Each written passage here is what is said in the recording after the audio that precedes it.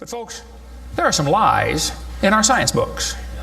I'm not against science. I'm not against schools. I'm not against teachers. My brother's in his 34th year teaching public school. My mom retired from teaching public school. There's an awful lot of good, godly teachers in the system. But there's some poison in these books. And we're going to cover some of that tonight.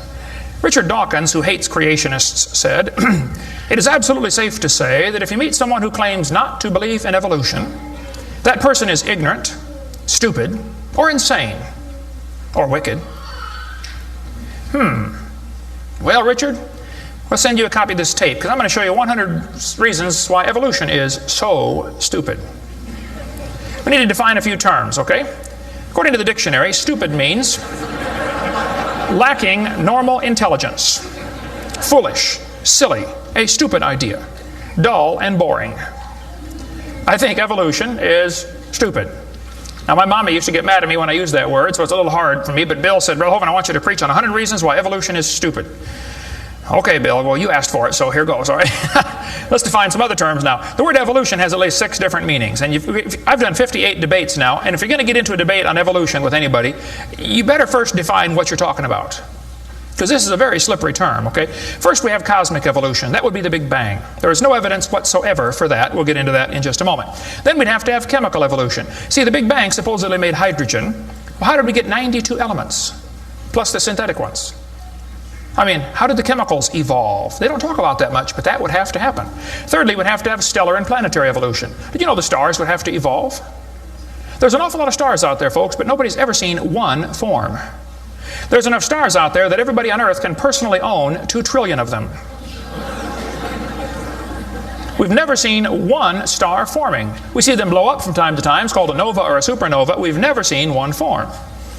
One professor told me one time, he said, "Well, we calculated in the laboratory that if 20 stars explode near each other, it'll produce enough energy to make a brand new star." I said, "Well, that's brilliant. You got to lose 20 to gain 1. You ought to run for Congress. You could help those guys borrow their way out of debt." Man, first place, that's all theoretical. We've never seen it happen, okay? And I think it is scientifically impossible. See, then we'd have to have organic evolution. That would be the origin of life. How did life get started from non-living material? Now, according to the evolution theory, that would have to happen somewhere along the line, long ago and far away. Life had to come from non-living material. And yet, we've never seen that happen. There is no evidence that it can happen. We'll talk about that in a minute. Fifthly, we would have macroevolution. That is where an animal changes into a different kind of animal. Nobody's ever seen a dog produce a non-dog. But the evolutionist believes a dog came from a rock, if you go back far enough in time, 4.6 billion years. Finally, we have microevolution. Now, I don't like this word, okay, because it gets people confused. I think we ought to just call it a variation. But microevolution happens, folks. That is a fact of science. Animals produce a variety of offspring, but it's always the same kind. The first 5 definitions of evolution are stupid. It doesn't happen. It's certainly not part of science. It's something you have to believe in. They teach the kids it all started with the Big Bang 20 billion years ago. A Big Bang. I like to ask them some simple questions. What exploded? And where did it come from? And where did the energy come from? Et cetera, et cetera. According to the Big Bang theory, it all started with a little tiny dot and exploded and spread out over all the universe much faster than the speed of light. Well, the Big Bang theory, as we'll see in a minute, is stupid. I don't know of a better way to say it. I'm trying to be nice to them, but it is just stupid. The Big Bang idea started with a Belgian astronomer named George something, can't pronounce his last name. George said that this original matter was no more than a few light years in diameter. At the very least, that would be 2, or about 12 trillion miles. So they started off teaching, and a spot 12 trillion miles across was what exploded. Well, they revised that down. In 1965, they said, no, it was only 275 million miles across. Well, that's way down from 12 trillion. 1972, they said, no, it's only 71 million miles across. I don't know how they know this stuff, but this is what they taught, okay? 1974, they said it was only 54,000 miles across. 1983, they said it was the trillionth the diameter of a proton. Now they're saying it's nothing at all. Nothing exploded. And here we are. This is what the textbooks teach. 18 to 20 billion years ago, all the matter in the universe was concentrated into one very dense, very hot region that may have been much smaller than a period on this page. That's stupid. This one says, all of the matter and energy someday will once again be packed into a small area, no bigger than the period at the end of this sentence. Then another Big Bang will occur. It happens every 80 to 100 billion years. So you can forget about global warming. We're going to get squished. Now this textbook author was brilliant. I could not believe how smart this guy was. He said, boys and girls, nothing really means nothing. You have to be at least that smart to write a book. He said not only matter and energy would disappear, but also space and time. However, physicists theorize that from this state of nothingness, the universe began in a gigantic explosion. What? Yes, boys and girls, you see, nothing exploded, and here we are. Now, who can argue with logic like that? Man. They even put this in major science journals like Scientific American. This fellow said, the observable universe, that would be us, could have evolved, there's that word again, you got to watch that one, okay, 6 meanings, from an infinitesimal region. In the Greek, that means a dot. It's then tempting to go one step further and speculate that the entire universe evolved from literally nothing. They call that science and put it in a science book. I would call that stupid and put it in the garbage. This is what the books teach. I collect them. I've got hundreds and hundreds of these books from countries all over the world, clear back from 1890s up until the 2001 textbooks. They're teaching this kind of stuff, folks. This one says, all the matter in the universe was drawn into this little tiny dot, and it spun faster and faster. This is what they teach the kids. Some kids doing this for homework tonight, right? It spun faster and faster. One day, it exploded. Big Bang. I was talking to a professor from Berkeley one time. I was sitting on the airplane next to a professor from Berkeley University. I don't know if you folks here in Idaho ever heard of Berkeley or not. But Berkeley is not a Bible college. So we got talking about the Big Bang, and he said he believed in the Big Bang theory. I said, yes, sir, I figured that. You have to teach it in Berkeley. I said, tell me, sir, how did the universe get here? He said, well, 20 billion years ago, all the matter was squished in this little tiny dot, and it was spinning real fast, and it exploded. Big Bang. And pieces flew off and became the galaxies and the sun, the moon, the stars, and finally, people. Here we are. I said, sir, could I ask you a couple questions, please? One of my favorite things to do in life is asking questions to people who believe in evolution. I absolutely have a wonderful... That's how this whole ministry started. 12 years ago, I moved to Pensacola, Florida. Some article came out in the newspaper that said, dinosaur bones found in Montana from 80 million years ago. I wrote my first letter to the editor in my life, about 12 years ago. I wrote a letter to the editor. I said, yes, they found dinosaur bones, and yes, it was 40 feet long, and yes, it was found in Montana, but it was not from 80 million years ago. This one probably drowned in the flood in the days of Noah, 4,400 years ago. And you would have thought I shot the sacred cow. Actually, I did. Boy, there began to be quite a battle in the newspaper, letters to the editor flying back and forth, and finally a university called me and asked me to do a debate with one of their professors. Well, I'd never had a debate in my life except with my wife, and I lost those every time. So I was not excited about debating, but I said, well, how do you do it? What do you want? And the guy said, well, you send us 30 questions, and the other guy will send in 30 questions, and we'll discuss those questions for the debate. I said, okay. So I sent him 30 questions. I thought they were perfectly legitimate, fair questions. I said, a woodpecker's tongue goes all the way around the back of his head and comes on top of his left eyebrow, left nostril here. Would you please show me any fossils that have been found, intermediate species between a normal bird and a woodpecker, with his tongue going all the way around his head? What evidence do you have of how this evolved? That question never came up. I don't know what happened to it. But I said, termites chew on wood and they swallow it, but termites can't digest it. It goes into their stomach, and there's little tiny critters in their intestines that actually digest the cellulose. Now those little critters can't live without the termite, and those termites can't live without those critters. Which one evolved first? I thought it was a fair question, but it never came up. I don't know what happened. I think they lost my list. But anyway, one of my favorite things to do is asking questions to people who believe in evolution. So I asked this professor if I could ask him some questions about the Big Bang. He said, sure, what would you like to know? I said, well, sir, you told me 20 billion years ago all the matter in the universe was squished in this little tiny dot, and it was spinning faster and faster and exploded. I said, where did all this matter come from? He said, well, we don't know that for sure. I said, okay, now, sir, hold it. If I told you that I believe about 6,000 years ago God created the heaven and the earth like the Bible teaches, you're going to say, and where did God come from? And I don't know. But you said 20 billion years ago there was a Big Bang, and you don't know where the dirt came from.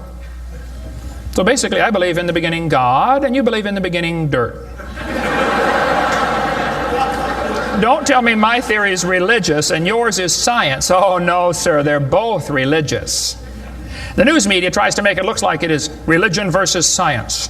I did a debate in El Paso, Texas here recently, and the news media wrote an article. They said, religious and scientific leaders debate evolution. What is the unspoken message in that title? What are they trying to imply? Can you catch that? They're trying to imply that evolution is part of science, aren't they? No, evolution is a religion. Actually, both creation and evolution are inherently religious. These two timelines is the same information right here. I'll be referring to that throughout the seminar here. I cover this thing all the time. The Bible teaches about 6,000 years ago, God made everything. 4,400 years ago, there was a big flood that destroyed everything. 2,000 years ago, Jesus came. Here we are today, waiting for the Lord to come back in about 5 minutes. This is the Bible view of history. On this chart, 1 inch is 150 years. That's a long time. The 20 billion year chart on the bottom is a very different scale. But see, both views, creation and evolution, are inherently religious. You have to believe in creation or believe in evolution. The difference between the two, though, is very simple. The evolution religion is tax supported. That's the difference. By the way, if I was to make that bottom chart the same scale as the top chart, the bottom chart actually needs to be 2,100 miles long. That's from Pensacola to Portland, Oregon. I don't want to carry a chart that big, so I made a new scale for the other one, okay? If they want to believe it happened long ago and far away, they're welcome to believe that, but that's not science. Evolution is a religious worldview, and I think it is stupid. So I asked the professor, where did the matter come from? He said, I don't know. I said, well, sir, would you please tell me where the laws came from? The universe is run by laws, gravity, centrifugal force, inertia. Who gave the laws? He said, we don't know that either. I said, sir, could you tell me where the energy came from? You know, it takes energy to make a big bang. Who bought the gas to run this machine anyway? He said, we don't know that either. I said, sir, could I ask you another question? He said, sure. What else would you like to know? Else? What do you mean else? You haven't told me nothing yet. I said, does Berkeley have a merry-go-round? How many of you know what a merry-go-round is? You go round, round, round till you puke, okay? He said, no, we don't have a merry-go-round at Berkeley. I said, you ought to get one. You could learn some good science on a merry-go-round. If you put some fourth graders on a merry-go-round, are there any fourth graders in here tonight? Who's in fourth grade? All right, I like fourth graders. I spent the best 5 years of my life in the fourth grade. That's before they diagnosed ADD. Put some fourth graders on the merry-go-round. I like using fourth graders because they're tough and they're expendable. And we're going to get the high school football team out there to get that thing spinning clockwise as fast as it will possibly go. Now, if you have a digital watch, you may not know what clockwise means. I'll explain it later. We're going to spin the merry-go-round clockwise. The kids are going to go through 4 phases. They start off in phase 1. They're screaming at the football players. Come on, let's go. Faster, faster. Can't you go any faster? You get up around 30 miles an hour. The kids enter phase 2, where they stop screaming. They just quietly concentrate on trying to hang on for dear life. You get up around 60 miles an hour. The kids enter phase 3, where they start screaming again. But now they're screaming, stop, stop, please, slow down. Don't stop, though. Keep going faster and faster. When you get to about 100 miles an hour, you should enter phase 4. That's where the kids begin to fly off the merry-go-round. Now, when this happens, you will notice a very interesting phenomena of physics. If the merry-go-round is going clockwise, when the kid flies off, the kid will be spinning clockwise until he encounters resistance, like a tree or telephone pole. That's because of a law in physics known as the conservation of angular momentum. You see, if a spinning object breaks apart in a frictionless environment, the fragments will all spin the same direction. It's very simple. It's because the outside is moving faster than the inside. And so it keeps the same direction of spin. The professor said, yes, I understand about the conservation of angular momentum. I said, well, good. I'd like to ask you a question then, sir. If the whole universe began as a swirling dot, like you said, why do 2 planets spin backwards? He said, that's interesting. I said, no, that's more than interesting. It's kind of hard on your Big Bang Theory. Not only that, 6 of the moons are spinning backwards. Why? He said, I don't know. Why do you think they're going backwards? I was hoping he was going to ask that. I said, well, sir, I believe it's very simple. You see, I believe in the beginning God created the heaven and the earth, and God did it that way on purpose, just to make the Big Bang Theory look stupid.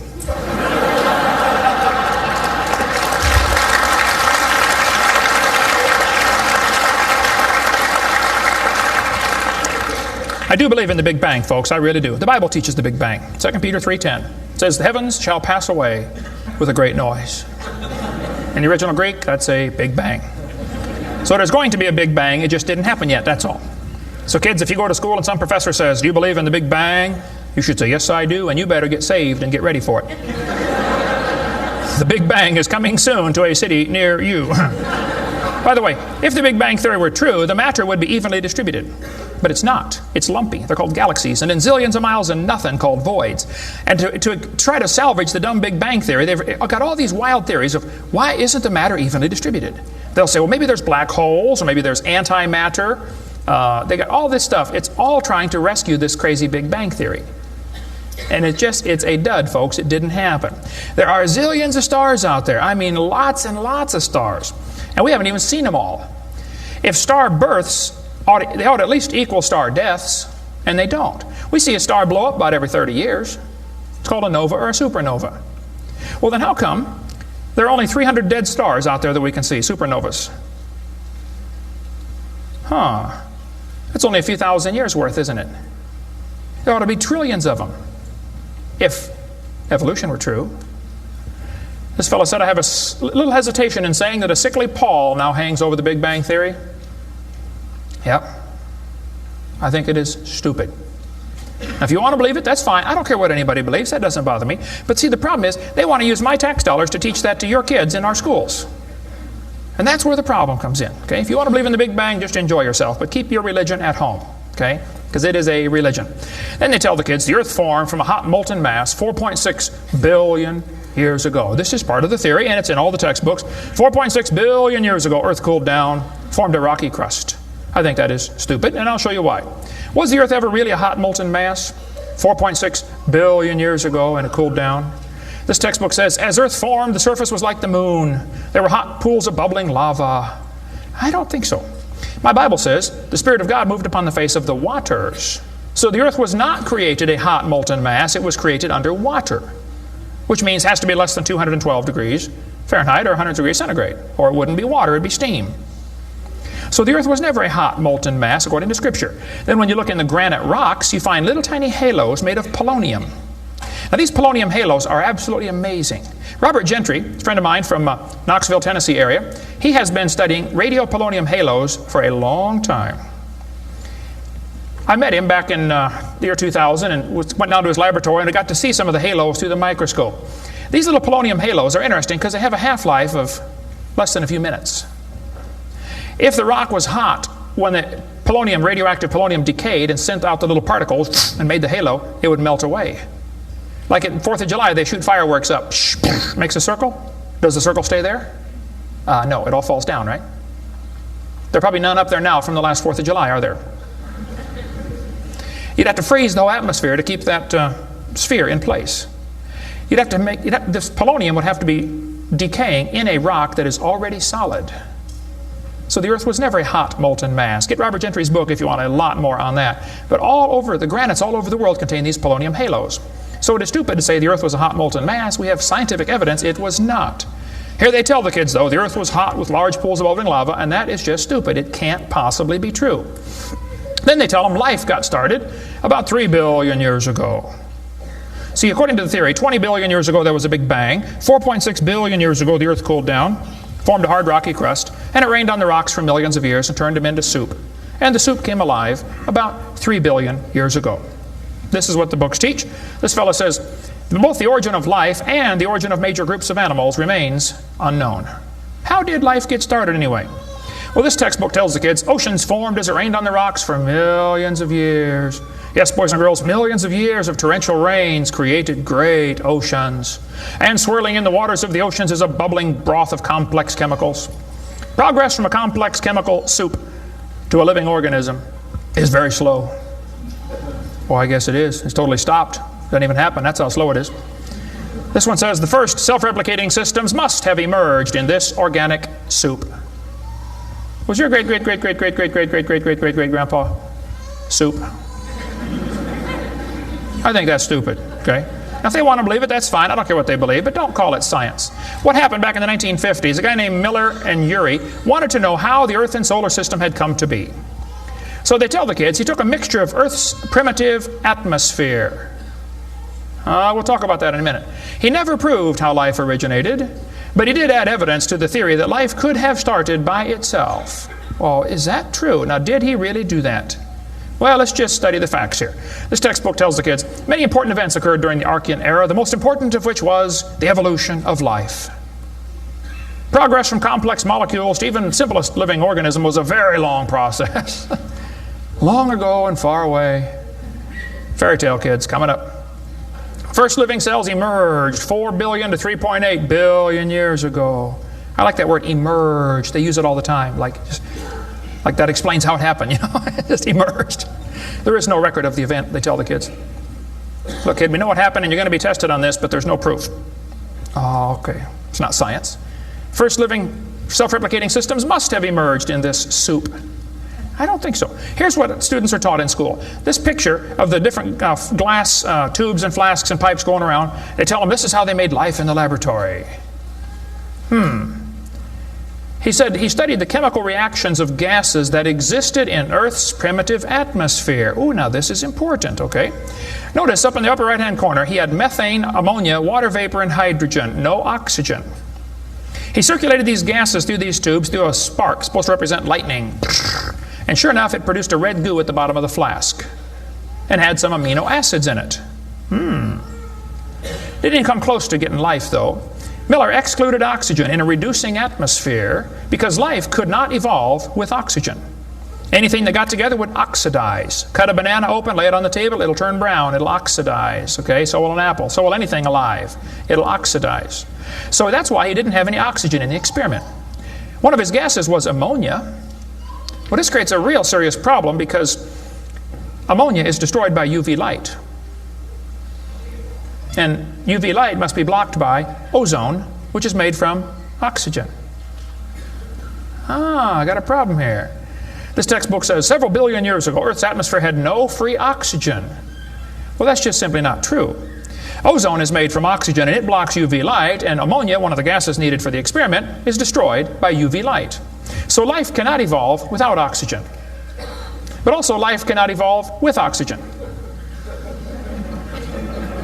Well, I got a solution for that one. It didn't evolve. And by the way, the Earth has always had oxygen, even more than it does today, okay? Air bubbles are often found trapped in amber, like the movie Jurassic Park, you know, where they drilled in and got the mosquito blood. These air bubbles, though, have 50% more oxygen than we do right now. We cover more on that on my video series, videotape number 2, about what the pre-flood world was like and why they lived to be 900 on the blue series of tapes out there on the table. But this textbook says the mixture at the bottom of the flask was rich in amino acids. Oh, come on. That is stupid. It was not rich in amino acids. Let's tell the kids what they really found, okay? He filtered out the product. As this gas went through the tubes, he sparked it, produced this goo at the bottom, and he drew the goo off because if it went through again, it would be destroyed by the spark. Now, in real life, you're not going to get a section of the ocean protected. They say this just happened by chance in the ocean. You can't filter out the product then. Secondly, what he made was 85% tar, 13% carboxylic acid, 2% amino acids. So 98% of his mixture was poisonous to life. I would not call that a success. And there are 20 different amino acids, sort of like 26 letters in the alphabet. There are 20 amino acids. Those amino acids go together to make proteins, like letters go together to make sentences. Mostly he made just 2 of these amino acids. And they bond with the tar and the acid very quickly, more readily than with each other. It was a failure as an experiment. Amino acids are like letters of the alphabet, sort of like building blocks. You have to have a bunch of amino acids to make a protein. Then you have to have a bunch of proteins to make a cell. And you got to have a bunch of cells to make an organism. And one cell is more complex than a space shuttle. And all he got was a couple of the amino acids. That's like me dropping toothpicks, and I happen to make a few letters of the alphabet. That's possible, isn't it? Toothpicks could fall in the shape of a T, or an H, or an I, or an E. That's possible. But if I'm able to drop toothpicks and produce a few letters of the alphabet, should I therefore conclude that nobody wrote Webster's dictionary? The difference between making a letter with toothpicks and making Webster's dictionary is about like making an amino acid and making a living cell. He didn't come close to making life. He made the equivalent of a few letters, and he actually needed to make huge books. And half of his letters were backwards, left-handed. This creates a real problem since the simplest proteins, the smallest proteins, have 70 to 100 amino acids, all of them left-handed. This really compounds his problem. RNA and DNA are all right-handed molecules, and they are unbelievably complex. And hundreds of these amino acids must combine to make a protein, and this has to be in a precise order. And they unbond in water much faster than they bond, and last time I checked, the oceans are completely full of water. So Brownian motion is going to drive them away from each other, not together. It just isn't going to work. He did not make life in the laboratory. But they tell the kids, he showed how life could have started by itself. Oh, that is just a stupid, okay? That's a lie. He did not show anything of the kind. And every experiment since then has made the problem worse. They're finding more and more things that just couldn't happen. Don't call that science. But they tell the kids, 3 billion years ago, life appeared on Earth. Asked me to speak at this college in Boston one time. This preacher called all the colleges and universities around Boston and said, would you like to have Kent Hovind come speak at your college? Finally, one professor said, yes, he can come speak at our school if our professors can ask him any questions they want, because we want to show our students how dumb these creationists really are. So the preacher called me and said, Brother Hovind, would you like to speak at this college and let them make fun of you for a couple hours? I said I would be honored. So I showed up. There were 6 professors and all their students. I felt like Daniel in the lion's den. I got my charts out and I said, now folks, I believe the Bible. Nobody cheered. I said, I believe about 6,000 years ago God made everything. The world's not millions of years old. 4.6 billion years ago, there was a big flood. I'm sorry, 4,400 years ago, there was a big flood. Not 4.6. And 2,000 years ago, Jesus came and I gave them the basic Bible story, okay? Then I told them what they believe. Because most of them don't know what they believe, you have to tell them. You guys believe 20 billion years ago there was a big bang where nothing exploded and produced everything. 4.6 billion years ago the earth cooled down, made a hard rocky crust. It rained on the rocks for millions of years, turned them into soup, and the soup came alive 3 billion years ago. And this early life form found somebody to marry. Boy, now that's a good trick. And something to eat, of course, and slowly evolved into everything we see today. One professor was getting kind of upset about this time. I seemed to do that to them. He said, Mr. Hovind, there are hundreds of varieties of dogs in the world.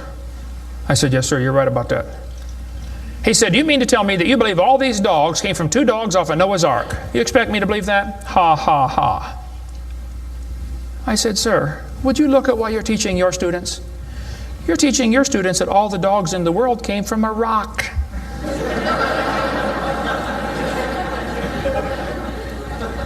I had a woman come to me after a debate one time. She was steaming down the aisle. Boy, she was mad. Oh, I could tell I'm in trouble now. I stood there quivering in my boots, She walked up and she said, tonight you said we believe we come from a rock. We do not believe that. I said, well, ma'am, calm down just for a minute. I said, do you believe in evolution? She said, yes, I do. I'm a professor here at the university. I said, well, would you please tell me then where we came from? She said, we came from a macromolecule. I said, where did that come from? She said, from the oceans, from the prebiotic soup. I said, where did that come from? She said, well, it rained on the rocks for millions of years. And you could see it was slowly dawning on her. I do believe I come from a rock, don't I? Yes, ma'am, you do. You ought to be proud of it. Hey, don't step on Grandpa, whatever you do. Look, that's stupid, okay? There's no kind way to say it. There's a great book dealing with some of the flaws in the Miller experiment. If you want more on that for your kids to study out there on the table, get the book Icons of Evolution. Then they tell the kids that these plants and animals, not only did life evolve from non-living material, then this life had to learn to reproduce itself. Why would any organism want to reproduce more of its own kind when that's only going to increase competition for the food supply? Why didn't they instead evolve the ability to live forever and be happy? Huh? You ever think about that? I was in a debate one time, and we had question and answer time at the end. The student stood up and he said to the evolutionist, he said, sir, how did male and female evolve? The professor got up and he said, well, that is a giant mother may I step in the evolution story. A mother may I step? This is science. Wow. Well, so according to them, for the next few billion years or hundreds of millions of years, life learned to produce something other than its own kind. course, today everything only produces its own kind, but they say long ago and far away, they were able to do something different. Textbooks will say we started like a bacteria and slowly evolved to a human. I think that's stupid. But if you want to believe that, that's perfectly fine. Those trees of life that they put in the textbooks for your kids are a bunch of nonsense. And even evolutionists will admit that. Stephen Jay Gould, the Marxist professor at Harvard University, he says that evolutionary trees that adorn our textbooks are not the evidence of fossils. It's only inference. We infer, we imply, we hope it happened this way. This textbook says, all the many forms of life on earth today are descended from a common ancestor. What? You mean the birds and the bananas have a common ancestor? Isn't that what he says? Found in a population of primitive unicellular organisms. Well, in the first place, there's no such thing as a primitive unicellular organism, okay? One single cell is more complex than a space shuttle. There's no such thing as a primitive single-celled organism. We talk about that on video number 4 of our series. But he says, all the forms of life are descended from a common ancestor found in a population of primitive unicellular organisms. What were those first cells like? How do we know? What events led up to their formation? No traces of those events remain. Did you catch that? Hey kid, we know what happened, but there's no proof. Primitive, huh? This one says, the humans, mammals, birds, crocodiles, all had a common ancestor. Well, anything inside that circle is religious speculation. It is stupid. Reptiles produce reptiles, dogs produce dogs, people produce people, and there's never been an exception to that. Darwin said, though, if my theory be true, here's his book right here. You can look on page 211. He said, if my theory be true, numberless intermediate varieties must assuredly have existed. Boy, you're right about that, Charlie. I mean, to change from a rock to a dog would take a few changes. David Robb, who believes in evolution very strongly, says, in the years after Darwin, his advocates hoped to find predictable progressions. In general, these have not been found, yet the optimism has died hard, and some pure fantasy has crept into textbooks. Oh, you're kidding. Fantasy in our textbooks? Oh, yep. They tell the kids they have evidence of evolution from fossils. I don't think so. That is stupid, okay? If you find a fossil in the dirt, all you know is it died. You don't know that it had any kids, do you? And you sure don't know that it had different kids. I mean, think about it. You're in a court of law. You bring in a bone to the judge. Judge, I found this bone in the dirt. This is the ancestor of all the humans today. They would laugh at you. You don't know that that's the ancestor of anybody, do you? And why on earth would you think a bone in the dirt can do something animals today cannot do? Animals today can only produce the same kind, right? Dogs produce dogs, folks. Luther Sunderland asked all the major evolutionists, he said, where is the evidence for evolution? They all said, well, somebody else has it. We don't have it over here. So he wrote a letter to Colin Patterson. He's the director of the British Museum of Natural History. They've got the largest fossil collection in the world. He said, Mr. Patterson, I read your book on evolution. I noticed you didn't show us the missing links. Why didn't you show us the missing links? Patterson wrote back and said, I fully agree with your comments on the lack of evolutionary transitions in my book. If I knew of any, fossil or living, I would certainly have included them. I will lay it on the line, there is not one such fossil. There are no missing links, folks. The whole chain is missing. Even Stephen Gould admitted the absence of fossil evidence for intermediary stages is a persistent and nagging problem for evolution. We got the theory, we know it's true, now we just need the evidence. That's the way they think about it. Goldschmidt said, maybe the first bird hatched from a reptile egg. Well, Richard, I'm sorry. I don't mean to be disrespectful, but that's stupid. See, what's happened, these guys have looked for missing links in the fossil record. They can't find any, and so they say, well, maybe evolution happened so fast it wasn't preserved. Maybe a reptile laid an egg and a bird hatched out. Well, who did that bird marry?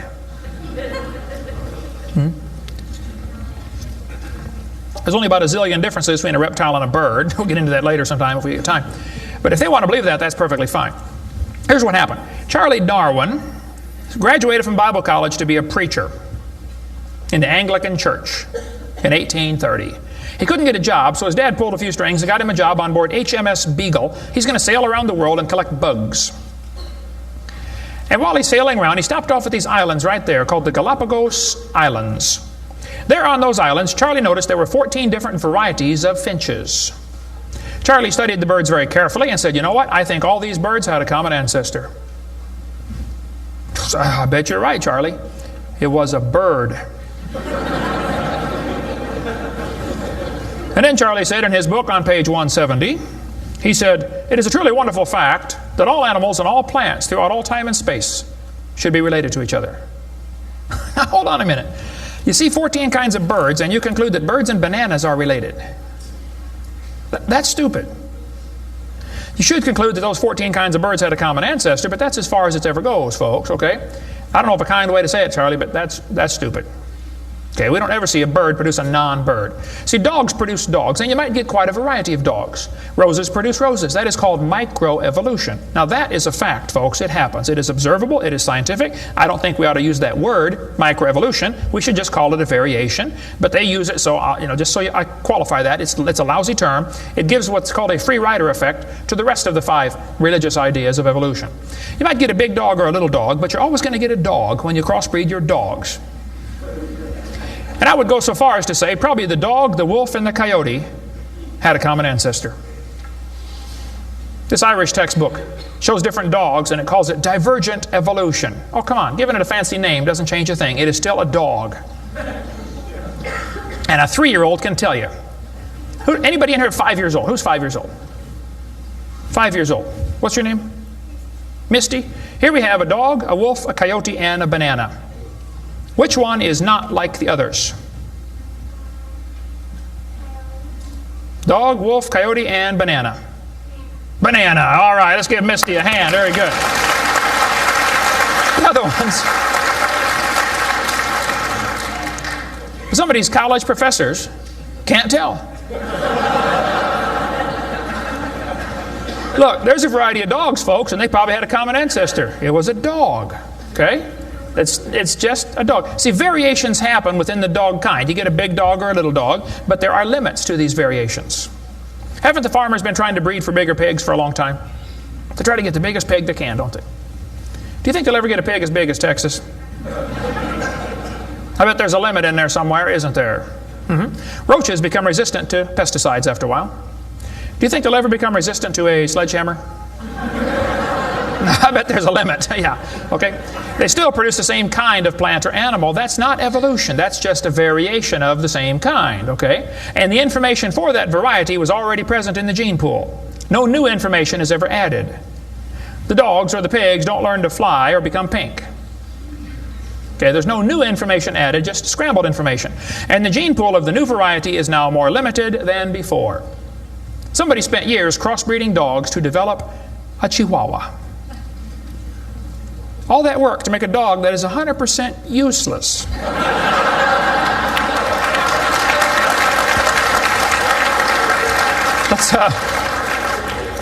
Let's turn all the Chihuahuas in the world loose back into the woods. How long would they last? They'd run up to the wolf. Yep, yep, yep, yep, yep. Crunch. Go ahead, make my day. A useless dog. Genetic information was lost when you got your variation. It wasn't added. You might have selected a certain slice of the gene pool with small dog, quick characteristics, but you didn't add anything. You selected something from the population. I come from Illinois, corn country. There are so many kinds of corn up there, they have to number them. You'll be driving down the highway. You'll see BX65, don't mix it up with XL29, something will blow up. But I'll tell you what, folks, you can crossbreed your corn from now till the cows come home, and you always get corn. You will never get a hamster or a tomato or a whale to grow on that corn stalk, okay? It won't happen. There's a variety of cows, and they probably had a common ancestor. It was a cow. Variety of horses, no question. Probably the zebra and the horse had a common ancestor. But the kids are going to be taught in school tomorrow in your town that the horse used to have 4 toes. Well, there's some things they don't tell the kids about this Eohippus to Equus series, which has been proven wrong 50 years ago, but still is in your textbooks right here in this town. They don't tell them the original so-called horse is the size of a fox. It was a meat eater and had 18 pairs of ribs. The next one had 15 pairs of ribs. A couple of trips through the buzzsaw did that. And then it miraculously grew back 19 pairs of ribs as it evolved, and then back to 18. They also don't tell them the whole thing's been proven wrong a long time ago. Like this guy says in the biology textbook, other examples like the gradual evolution of the horse have not held up under close examination. That's a polite way of saying it's proven wrong, okay? This G.G. Simpson back in 1950 said the example of the horse family has been unintentionally falsified. They knew 50 years ago this was false. Why did they keep that in your textbooks? This whole thing was made up by Othniel C. Marsh in 1874. He picked animals from all over the world and put them in order the way he thought it might have happened. They were never found in that order. Modern horses are found in the same layers as the so-called ancient Equus or Eohippus horse. They're found in the same layer. So it can't be the ancestor, that's for sure. The ancient horse is nothing but a Hyracotherium, which is still alive today. By the way, the ribs, the toes, the teeth are very different in these animals. In South America, the fossils go exactly backwards. Instead of three-toed to one-toed, it goes one-toed to three-toed in the fossil order. They won't talk about that much, but you check it out. That's a fact, folks. They're never found in the order presented in the textbooks. Three-toed and one-toed graze side by side. Plenty of information on the internet about that. Tulsa Zoo finally took out their display because so many folks complain, why do you have this horse evolution display in the zoo? It's been proven wrong 50 years ago. Take it out.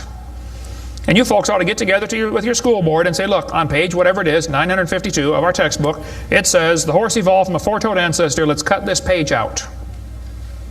If you had a page in your textbook teaching the kids the earth was flat, would it be okay to demand that that page be removed? You don't have to buy a whole new book. Just cut the page out. It won't cost the school anything.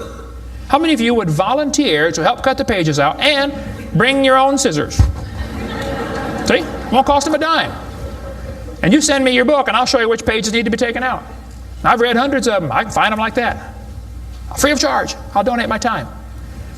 Peabody Museum still has the horse evolution on display. As I stood there, I've been there many times. It makes my blood boil every time I walk in that place. I'm standing there looking at this lie proven wrong 50 years ago while hundreds of kids come through in school groups. The kids are never told, well, this has been proven wrong, boys and girls. They asked the folks at the Tulsa Zoo before they took the display down, they said, why don't you take this display down? The zoo director said, we don't have the funding to remove it. I've got all the letters back and forth on that. Man. Folks, there's quite a variety of horses today, okay? There's big horses and little horses. I was in Baton Rouge, Louisiana a few months ago. Got to see where they raised the 30-inch tall horses. I mean, my dog's bigger than that. What do you do with a 30-inch horse? Look at it, I guess that's about it. And they sell them for $10,000. Sucker born every minute, I guess. But one lady wrote me a letter and said, Mr. Hovind, we crossbreed zebras, ponies, horses, and mules. Not mules, the jackass. And we raise zonkies, zorses, zeonies. They cross every which way. Well, that's probably because they're the original same kind. No problem there. You want to see all the fatal flaws in the horse evolution story, get the book out there, Icons of Evolution. So then they're going to tell the kids, well, we have evidence for this theory. We think that one animal changed to another, and we can show evidence because many animals have similar forelimb structure. This is called the argument from homology. Well, what do they tell the kids? They'll say, boys and girls, you have two bones in your wrist, radius and ulna. And boys and girls, look at the whale's flipper carefully. Did you know the whale has two bones in his flipper, and they're called the radius and the ulna? Same as ours.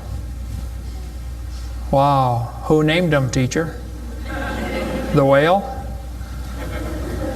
Think about it. But this is one of the evidences for evolution. They're going to say, boys and girls, comparative anatomy provides further evidence of evolution. The commonalities suggest that these and other vertebrate animals are all related. They probably evolved from a common ancestor. Well, duh. That's stupid, okay? Maybe they all had the same designer. Doesn't prove a common ancestor. By the way, the bones develop from different genes in these different organisms. They are not homologous organisms like they want you to believe. Similar design might prove the same engineer made the design. A lot of bridges in the world are kind of similar to each other.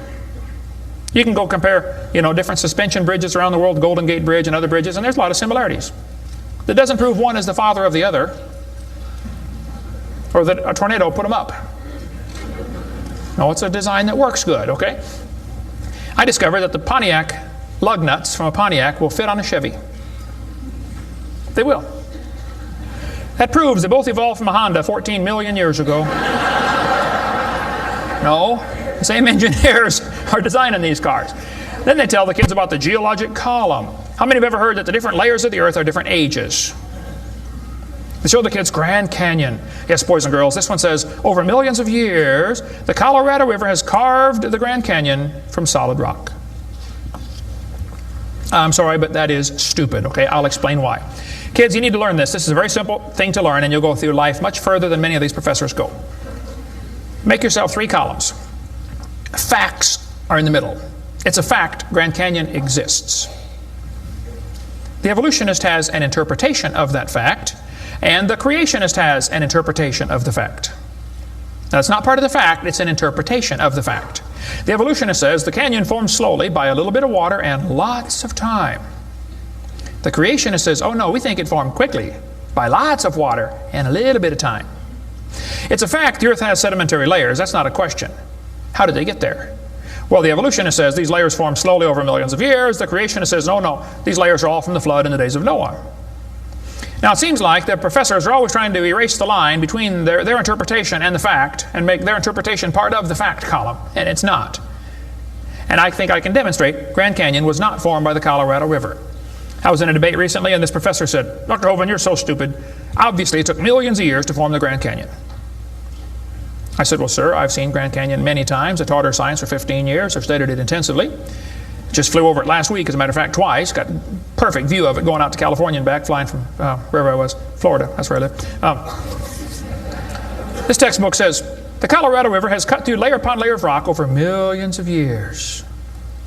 Well, if you built a dam across Grand Canyon, it would take a lot of dirt or concrete, but if you could, okay, it'd be a huge dam. A giant lake would back up behind that dam, covering several states. That purple area is all drained right through the Grand Canyon drainage basin. This snow line tells a very interesting story. In between these 2 red lines is snow.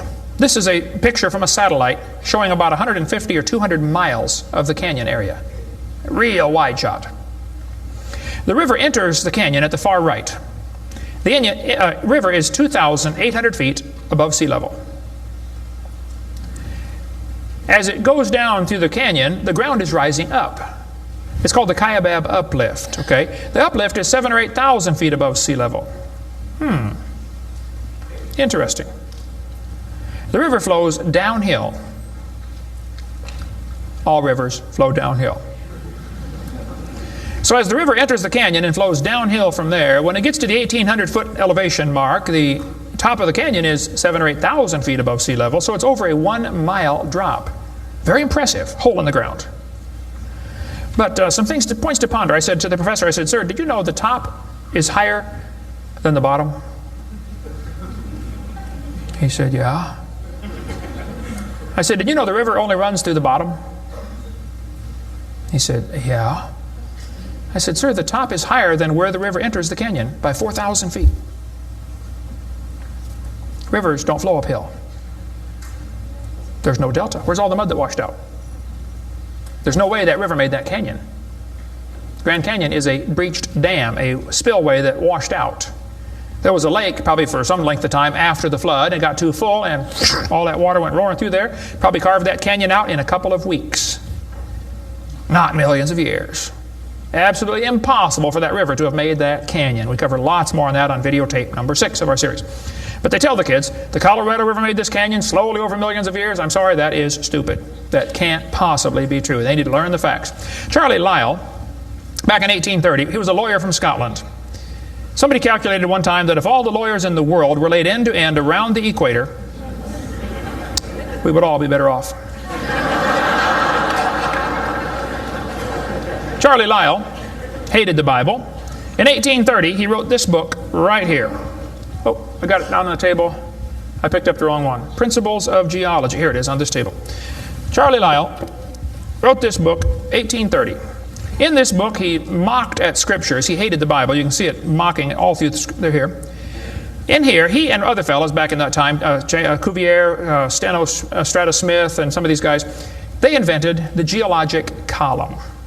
How many have ever heard of the geologic column before? They say each of the layers is a different age. You know, Cenozoic, Mesozoic, Paleozoic, Archeozoic, all them Zoic boys. And they gave each layer of rock a name, like maybe you saw the movie Jurassic Park, and an age, and an index fossil. This was done in 1830, way before there ever was a carbon dating or potassium argon dating or lead-208, lead-206, uranium-235, uranium-238. Didn't exist, folks. The dating text didn't exist. They just made up these numbers out of the clear blue sky. The geologic column is the Bible for the evolutionist. It can only be found one place in the world: the textbooks. There is no geologic column, and they know it. This fellow says, if there were a column of sediments, unfortunately, no such column exists. The geologic column is a hoax. Does not exist. It is stupid. Those layers cannot be different ages. If the geologic column were all in one place, it would be 100 miles thick. Didn't happen. By the way, if the geologic column were true, if you look at the side of Grand Canyon and see all these thousands of layers, why are there no erosion marks between the layers? Don't you think if one layer sat there for 10 million years waiting for the next one, it would rain once or twice? No erosion marks between the layers. Interesting. Oh, something to consider anyway. Those layers are all deposited very rapidly, and I think we can demonstrate that scientifically. If you take a jar of dirt, put some water in it, and shake it up, and set it down, it'll settle into layers for you automatically. It just takes a few minutes. It's called hydrologic sorting. The gravels go to the bottom, and then the sands and the silts and the clays. It'll sort just like that, folks. Go home and do it with a jar. You'll see what I'm talking about.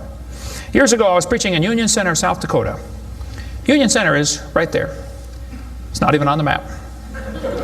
There are 40 people in the whole town. 38 of them came to church.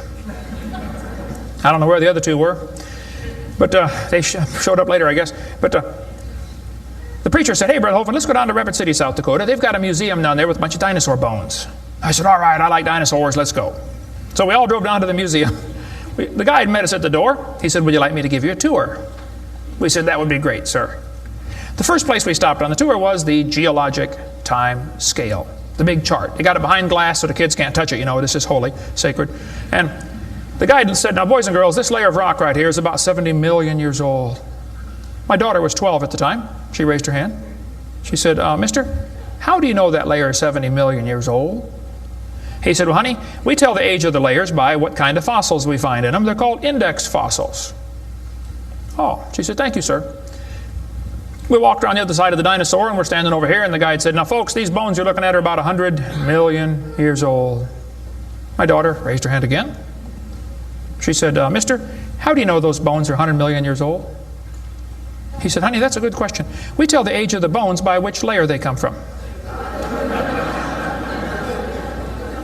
She said, "Excuse me, sir, but when we were standing over there, you told me you knew the age of the layers by the bones, and now you're telling me you know the age of the bones by the layers."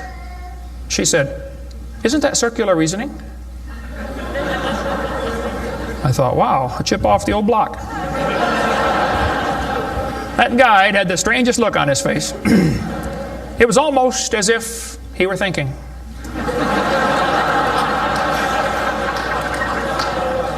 He looked at my daughter. He looked at me. I wasn't about to help him. I thought, wow, this is going to be good. I got to hear this. He looked back at my daughter. He said, "You know, you're right. That is circular reasoning. I never thought of that before." Folks, geologic column is a joke. It doesn't exist. It's all based on circular reasoning. We can demonstrate that clearly. Get our video number 4 if you want more information on how it's all based on circular reasoning. I'll just give you a couple of quotes here. This guy says, "The rocks do date the fossils, but the fossils date the rocks more accurately."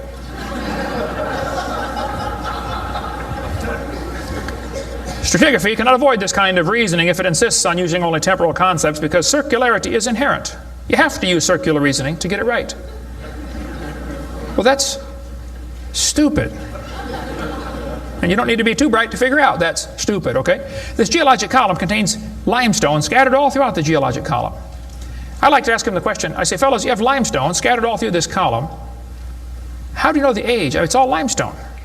I mean, if I handed you a piece of limestone, how would you know if it's 100 million year old Jurassic limestone or 600 million year old Cambrian limestone? I mean, how would you tell the difference?" There's only one way they can tell: by the index fossils. That's how it's done, folks.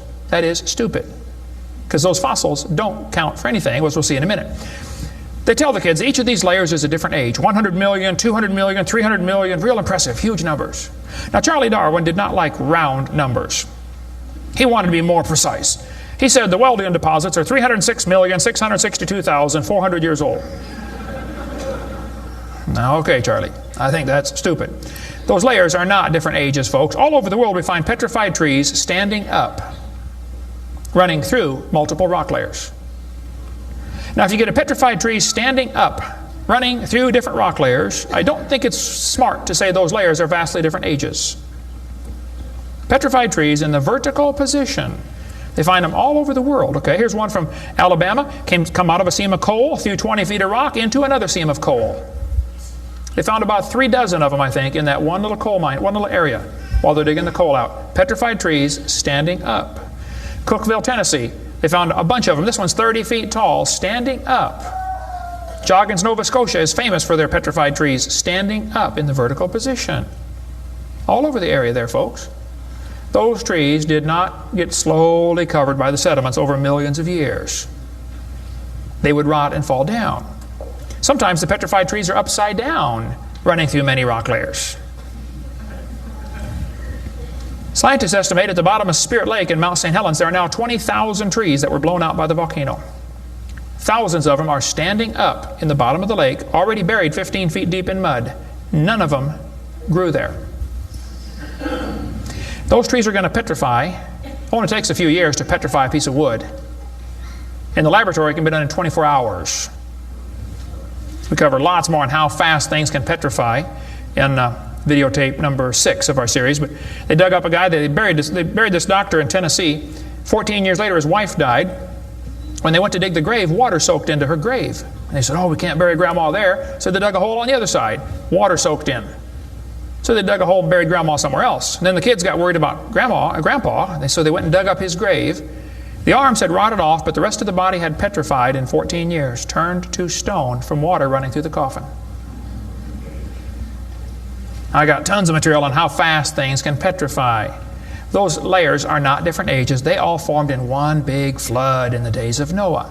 To tell the kids the layers are different ages is stupid. That just simply is not true. So what about carbon dating and potassium argon dating and rubidium strontium dating and lead-208, lead-206, uranium-235, uranium-238? Well, we'll cover that after a quick break here. Show you some ways that this is just stupid, okay? That's not a way to tell the age of anything. We're going to give you some more evidence that evolution is stupid. Now, if you want to believe in it, that's perfectly fine. I don't care what you believe in.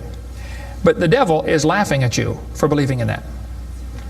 He has you fooled, and he is laughing at you. Okay? If you want to believe you came from a rock, well, you just enjoy yourself. But that's not science. God made this world. God loves you. God has a plan for your life. And if you don't want it, well, that's your business. But God loves you, and He wants you to come to heaven. And if you'd like to find out how to go to heaven, come see me. I'll be glad to show you. I'm going. It's not because I'm good. If I get what I deserve, I'm in serious trouble. But I've been forgiven by the blood of Jesus Christ. You can have the same thing. After the break, we'll show you some more things that make evolution stupid. Coming up next. Thank you.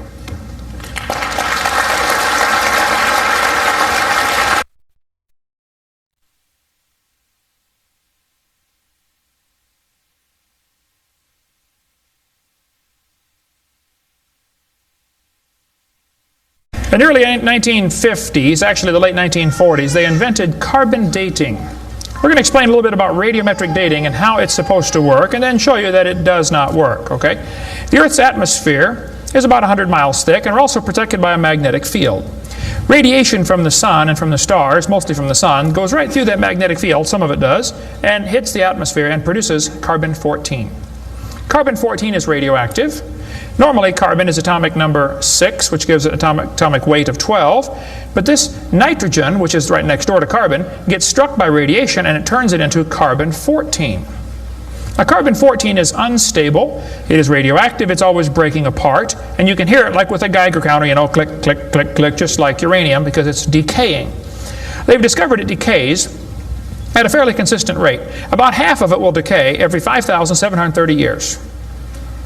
Which means if I gave you a pile of carbon-14, 5,730 years later, half of it would turn back to nitrogen. The rest would still be carbon-14. Theoretically, it's a random event, but that's probably how long it would take. During photosynthesis, plants are breathing in carbon dioxide, and this radioactive carbon is mixed in with the regular carbon. The plant doesn't seem to know or care if it's getting radioactive carbon or regular carbon, it just takes it right in. Animals eat the plants and make it part of their body. Probably during your lifetime, you have either eaten plants or you've eaten animals that have eaten plants. How many have done that before? Okay. So, you probably have radioactive carbon-14 in you. Now, theoretically, what you have in you should match whatever's in the atmosphere, about the same percentage. Because the plants are always breathing this stuff in, and the animals are always eating the plants, and we're always eating the plants and the animals, so it should pretty much stay in balance. It is assumed the ratio of radioactive carbon-14 to normal C12 in the atmosphere would be the same found in living plants and animals. That is an assumption, but it's a reasonable assumption. The atmosphere today is 0.0000765%. Not much. That's how much carbon-14 it has in it. When the plant or animal dies, it stops eating or breathing. How many knew that already? Okay. So whatever it had in it begins to decay. Since half of it will leave in 5,730 years, all you got to do is check to see how much C14 is in it, how much C14 is in the atmosphere, and if it's only got half as much, it's been dead for 5,730 years. Sounds great, but it doesn't work. In theory, it never goes to zero, but it goes from a half to a fourth to an eighth to a 16th to a 32nd to not much. Okay? After 4 or 5 half-lives, you can't measure it. So if anybody ever tells you, we know the Earth is millions of years old because of carbon dating, you can rest assured they don't have a clue what they're talking about. Because if it worked, it would only work for 30 or 40 or 50,000 years maximum. They compare the amount of C14 in the object being dated with the amount currently in the atmosphere and estimate how long the object has been dead. It sounds good, but there are some assumptions that mess everything up. Okay? Assumption number 1, has the amount of C14 in the atmosphere always been the same? Has it reached equilibrium? This is an interesting problem. If I told you to fill a barrel with water, but I drilled holes on the other side of the barrel, while you're filling it, it's leaking out. At some point, it's going to be leaking at the same speed you're filling, and that point is called equilibrium. You will never fill the barrel past that point, unless you plug the holes or fill faster. See, it's filling and leaking at the same time, sort of like your checkbook. You put it in and it leaks out, okay? Hopefully you want to at least be at equilibrium, okay? If less than that, you're going to be in trouble eventually. See, if your outgo exceeds your income, your upkeep will be your downfall every time. Well, they say if you took a brand new planet Earth and stuck it out in the solar system, the sun would start producing carbon-14. It would start decaying also right away, and it would take about 30,000 years to reach this equilibrium point. Well, Willard Libby and others who invented carbon-14, University of Chicago in 1947 to 53, he got a Nobel Prize for it in there somewhere. He said, well, it would take 30,000 years to reach equilibrium. He said, well, we know the Earth is millions of years old. Mistake number 1. So we can ignore the equilibrium problem. Mistake number 2. The Earth's atmosphere has still not reached equilibrium. There's more C14 now than there was 10 years ago, which proves the Earth is less than 30,000 years old, which I could have told them just from reading my Bible. See, if an animal is still alive, be it plant or animal, okay, it should have about 16 clicks per minute on your Geiger counter per gram. If it's 0 years old, actually 0 years dead. If it's getting only 8 clicks per minute, then it's 5,730 years old. If it's giving you 4 clicks per minute, it's gone through 2 half-lives, it's 11,000 years old. If it's 2 clicks per minute, it's 17,000 years old. This is how they date it. So if you're getting 2.5 clicks per minute, you just find the point on your graph and draw the line over and determine the age. Sounds real simple, but it doesn't work. If we had walked into a room and found a candle burning on the table, and I asked you the question, when was it lit? You say, I don't know, Mr. Hovind, it's burning when I got here. Okay, well then let's do some empirical science. Empirical science is things we can test and measure and observe and test. Not theoretical, I mean empirical. We can measure it and weigh it. Let's measure the height of the candle. Suppose the candle is 7 inches tall. Who can tell me when it was lit?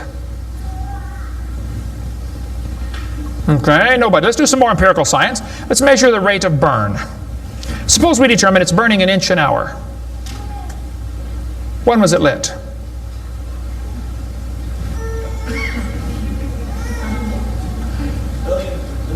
Billions of years ago. You're going to have a hard time telling me unless you're willing to make some assumptions. How tall was it when it started? Oh, we don't have any idea. Has it always burned at the same rate? Oh, we don't know that either, do we? You find a fossil in the dirt, you can measure how much C14 is in it. Very accurately, by the way. And you can measure how fast it's decaying. That's just like measuring the height of your candle and how fast it's burning. Now, when did that animal die? You don't have a clue.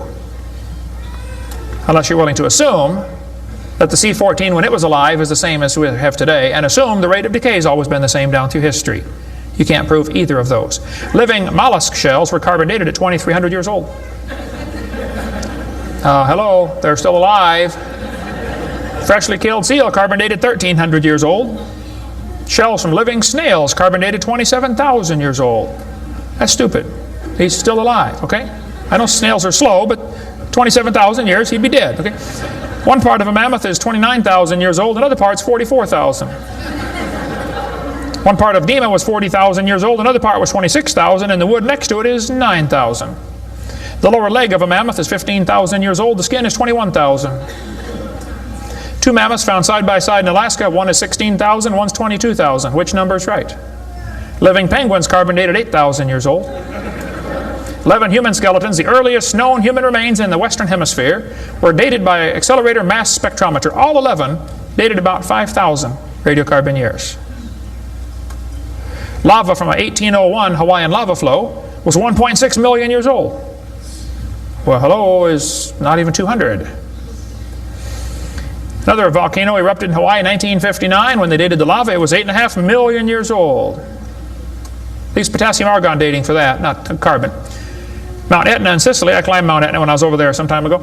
Erupted in 1972, 350,000 years old.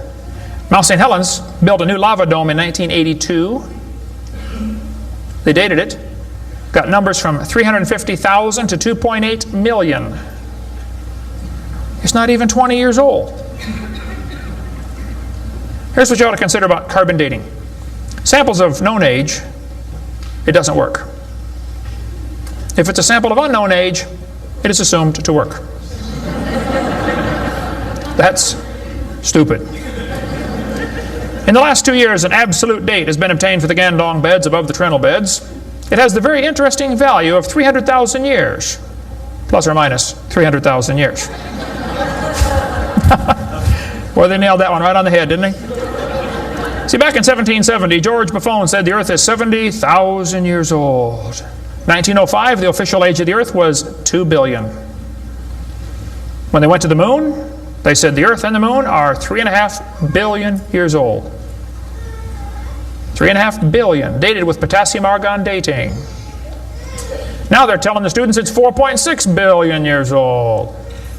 Let's see, that means the Earth is getting older at the rate of 21 million years per year. That's 40 years per minute. Aging rapidly, folks. That's stupid, okay? All they do is add more time to make the theory look more reasonable. Long ago and far away. And when you prove it couldn't happen, they say, well, it was longer ago and farther away. Then they're going to tell the students one of the evidences for evolution is embryology. Now, there aren't too many things about this whole theory that make me angrier than this, so I'm going to try to stay calm and cool and collected while we discuss this.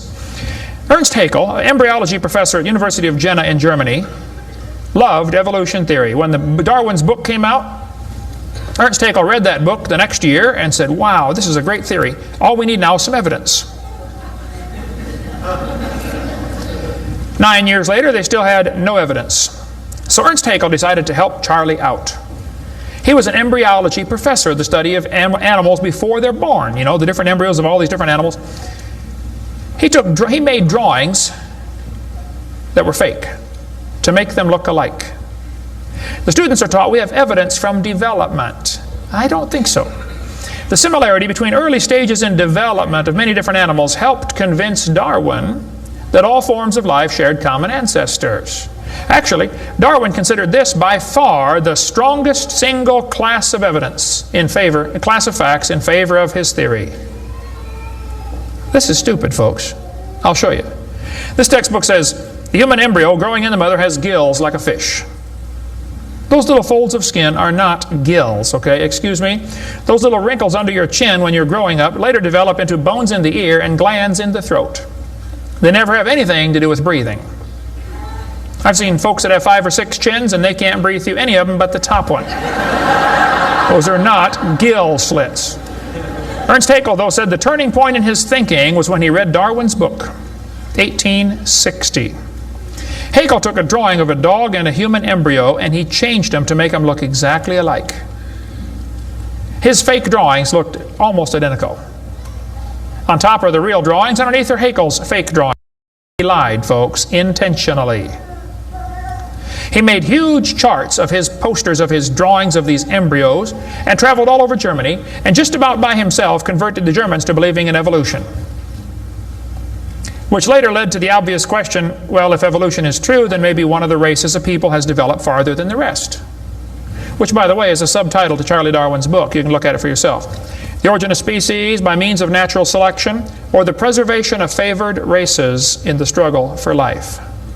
See, Darwin was a racist. We cover lots more on that on video number 5. That one is politically incorrect. You don't want to watch that one. Trust me.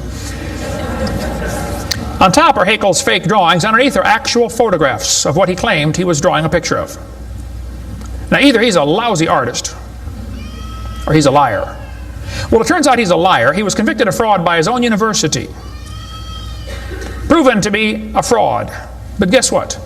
Haeckel's fake drawings are still used in textbooks in your state right now.